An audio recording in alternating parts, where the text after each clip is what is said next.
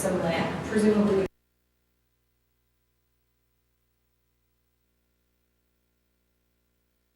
Reporters at the Empire Club, we're going to take you there live. Of those roads, I would think that was a step forward, but at the present time they contribute basically nothing to those roads, which are regional roads. And as the debate we've just concluded, at least the first chapter of, on road tolls so clearly shows, they are roads that are hugely used and valued and coveted by people who live in the 905 who presently contribute nothing to the cost of upkeeping those roads, which is billions of dollars over time. You said that you expect the provincial government to open up some land, presumably in Bell. What do you think the appetite is like at Kings Park? I actually think there is an appetite to doing that because it is such a simple, straightforward thing to do.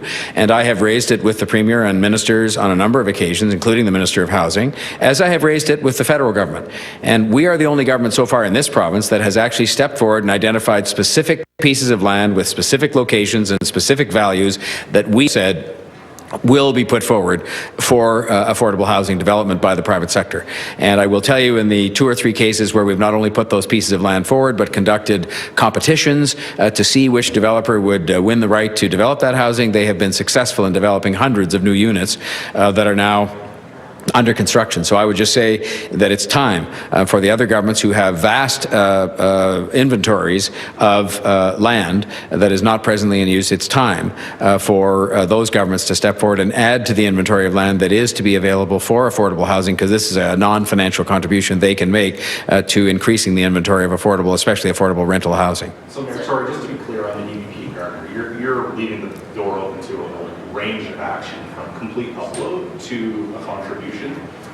In some respects, I think the simpler thing would be for those roads to be uploaded, because they are regional roads that are more in the nature of provincial highways than they are in the nature of local roads.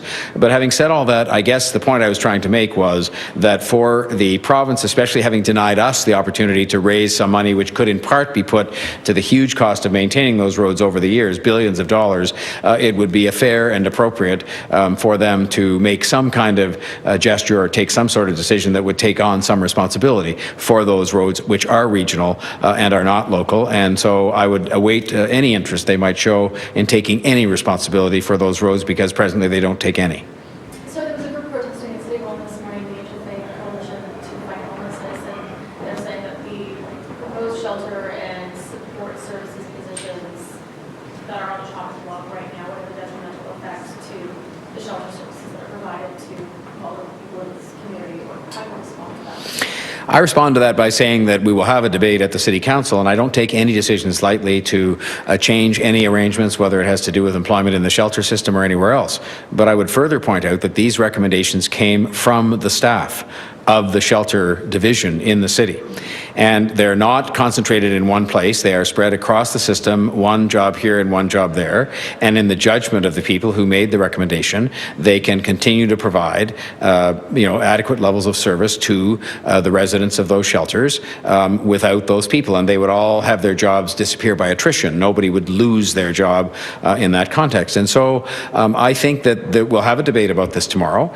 And I would point out that if you look at the budget, the most important thing for people to focus on is the fact that all of the shelter beds in Toronto are being kept open, that have been open in the past year and going forward, and that we are adding shelter beds. We've already opened new shelter beds for refugees, for women, and others this year. I've been to those shelters. I've seen the staffing levels that are present there for myself with my own eyes, and I'm talking about more than one shelter that I visit. And I'm not minimizing for a moment the challenge of the work that those staff members do, and I thank them for their public service. But at the same time, when the staff recommends to us that they could make do with one fewer person here and there by attrition over a period of time, I think we have an obligation to look at those kinds of recommendations and satisfy ourselves, as we have done, we meaning in this case the Executive Committee and the Budget Committee, that we can maintain service levels for those residents and still achieve those efficiencies recommended to us by city staff.